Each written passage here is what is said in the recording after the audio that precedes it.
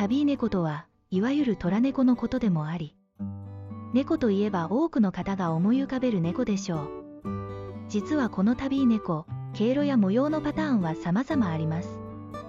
今回はタビー猫の歴史の謎や性格の魅力など、知られざる真実を語ります。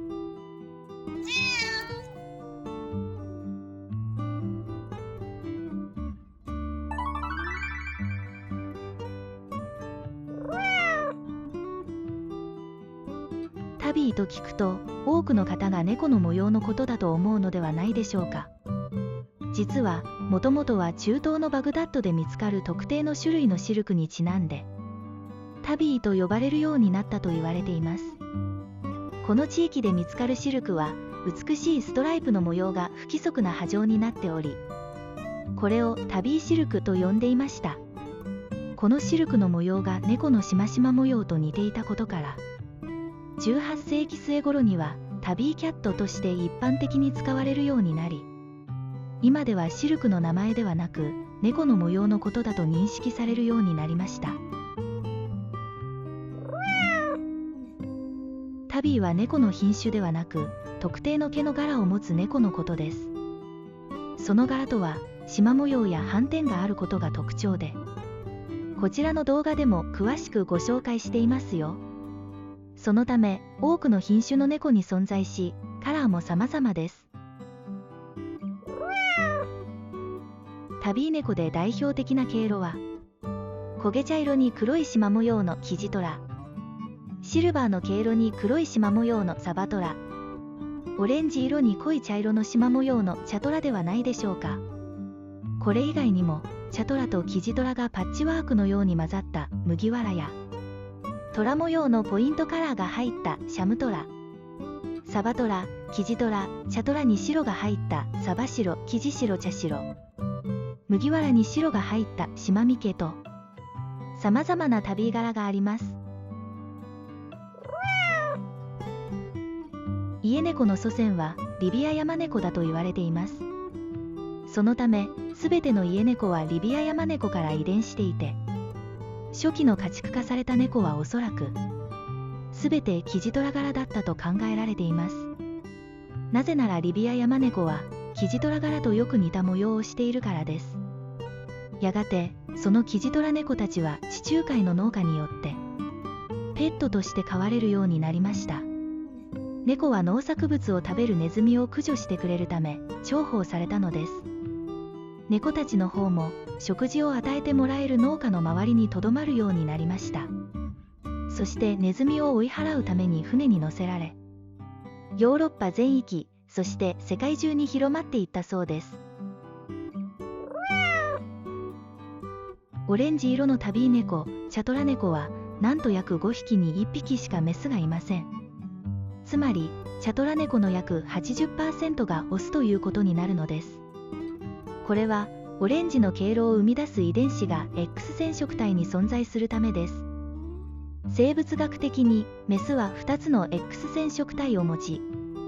オスは1つの X 染色体と1つの Y 染色体を持っています。猫の経路の遺伝子は X 染色体に乗りますので、メスの猫は X 染色体に1色ずつ別の色の遺伝子が乗れば、オレンジ1色になることはありません。そのため、X 染色体が1つしかないオスの方が、チャドラ猫になる可能性がはるかに高いというわけですね。これまで日本でよく見られるトラ猫の話をしてきましたが、実際には異なる4つのバリエーションのタビー柄が存在します。その4つのタイプとは、マッカレルタビー、クラシックタビー、スポテッドタビー、そしてアグーティータビーです。まず、マッカレルタビーとは、いわゆるよく見られるトラ猫です。細めの縞模様が平行に入っていて、虎のような模様のため日本では虎柄とも言われています。欧米では、縞模様が魚のサバのように見えるということで、英語でマッカレルという名前が付けられています。ちなみにサバトラはシルバーマッカレルタビー、キジトラはブラウンマッカレルタビー、チャトラはレッドマッカレルタビーとなります。そしてクラシックタビーは欧米では最もよく知られ人気のあるタビー柄です。太めの曲線の縞模様と渦巻き模様が特徴で、マッカレルタビーよりも縞模様の線が幅広いことで見分けられます。アメリカンショートヘアの代表的な柄でもありますので、アメ書柄とも言われますね。スポテッドタビーはその名の通り斑点があるのが特徴です。いわゆるヒョウ柄のような模様で、エジプシャンマウのような野生でもともとある斑点柄や、ベンガルのような品種改良によって生み出されたロゼットと呼ばれるグラデーションカラーの斑点柄もあります。最後にアグーティータビーは縞模様や斑点がほとんど見られないタビー柄です。しかしよく見ると毛の一本一本に濃い色と明るい色の縞模様があり、それがビロードのような独特の毛艶を生み出しています。稀に雑種でも見られますが、特定の品種に現れることが多く、アビシニアンやシンガプーラ、ソマリが代表的です。タビー猫には額に M の形をしたマークがあることにお気づきでしょうか。これには多くの謎があり、歴史上さまざまな言い伝えが残っています。一つの話では、その M は猫を表すエジプトの言葉であるマウの頭文字を意味していると言われています。また、イスラムの世界では猫の愛好家として知られていたイスラム教の創始者ムハンマドがお気に入りのタビー猫の額を撫でた時に M のマークをつけたという説があります。さらに別の話では、その M はイエス・キリストの母マリアを表しているとされています。それは凍えていた赤ちゃんのイエスを温めるためにタビー猫が一緒にいたとされていて、お礼にマリアが猫の額に手を当て、自分の名前の M の文字を刻んだということです。とはいえ、これらは単なる都市伝説のようなもので、科学的にはタビー猫は遺伝的におでこの M マークが受け継がれているそうです。先述したようにタビー猫は祖先であるリビアヤマネコと同じ毛柄であることから、とても野生的な性格をしており、優れたハンターでもあります。特にキジトラなどブラウンの毛色を持つタビー猫は保護色にもなるため、敵に気づかれることなく獲物を狙うことができるのです。また、ヒョウやトラなどもタビーの模様を持っていることから、タビー柄は遺伝的に隠れて獲物を狩るために理想的で本能的なハンターであることは明らかですよね。特に猫はネズミを捕まえるのが得意で、野生の猫の基本的な本能でもあります。人が最初に猫を飼うようになったのは、この優れたハンティングスキルのためでもあるのです。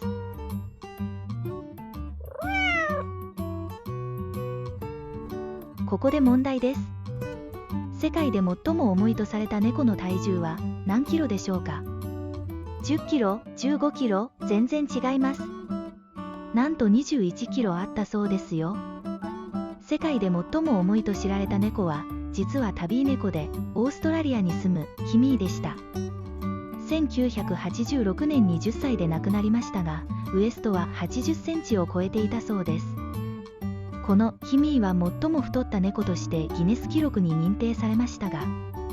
この重さが健康に悪影響を及ぼしたため、記録を破ろうとして猫をわざと太らせることがないよう、記録はギネスブックから抹消されました。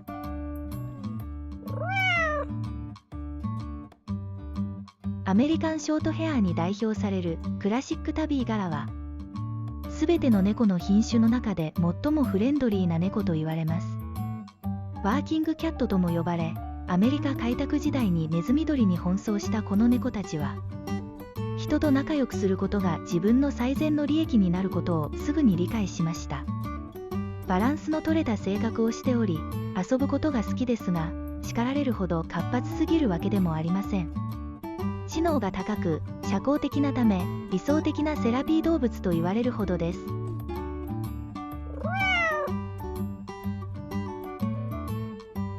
生まれた時には確かに縞模様があったはずなのに、性病になるといつの間にか縞模様が消えてしまうことがあります。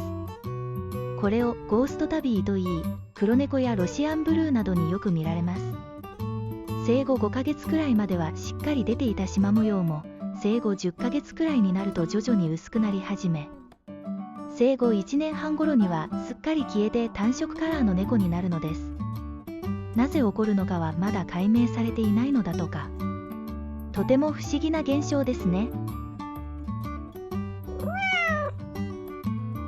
世界中にはタビー猫が最も多く存在すると考えられており、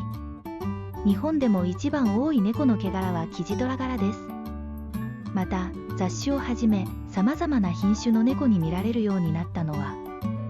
最初にペットになったキジトラ猫の1匹から歴史が始まっています。